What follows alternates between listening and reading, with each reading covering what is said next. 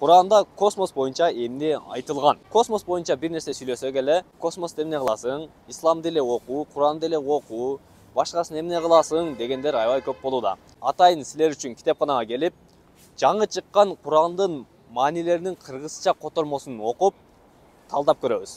Силерге азыр Торик сүрөсүнүн эң биринчи 3 аятын окуп берем. Ант болсун асманга да, түндө жарк этип жаңганга да. Билесиңби, түндө жаңган эмне экенин? Караңгыны көзөп өткөн жарык жылдыз. Бул жерде негизинен сөз жылдыз жөнүндө болуп атат. Жылдыз деген сөздү туюнткан Торик сөзү колдонулууда. Торик сөзүнүн уңусу каккылаган же тыкылдаткан деген маанини туюндурат. Мисалы, эшикти бирөө каккылаган болсо, "Мани Торик" эшикти каккылаган ким деп суралат. Негизинен арабчада жылдыз сөзүн туюнткан аябай көп сөздөр бар. Бирок ушул сүрөдө, ушул жерде дал Торик деген сөз колдонулган. Негизинен тема жылдыз жөнүндө болуп, ошол жылдыз деген сөздү туюнткан сөздүн уңгусу каккылаган деген сөздөн келип, жана кийинки аятта көзөп өткөн жарык деген сөздөр колдонулуп атат. Буга эми окумуштуулар эмне дейт? Окумуштуулар 20-кылымдын орто чендеринде эле космосто өз огун аябай бат айланган, эки чети жаркыраган, аябай жарык болгон бир зат табышты. Окумуштуулар бул нерсенин эмне экенин так түшүнбөй, аябай көп убакыт коротуп, бул күн сыяктуу чоң жылдыздардын соолуп өчүп калгандан калган калдыктары деген тыйнакка келишти.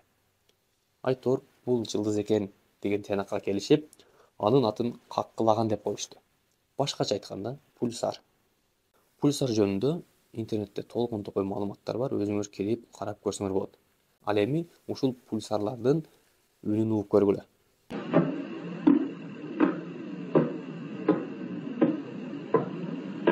Чын эле, бир нерсе каккылагандай. Кур'ан бул акыйкат, Кур'ан чындык, Кур'ан Алланын сөзү. Дин артка тартат, дин илимсиздикти алып келет дегендер дагы жок эмес. Эми булар маалыматты туура эмес адамдан, туура эмес жерден алып аткандыр. Эми түшүнсөк болот.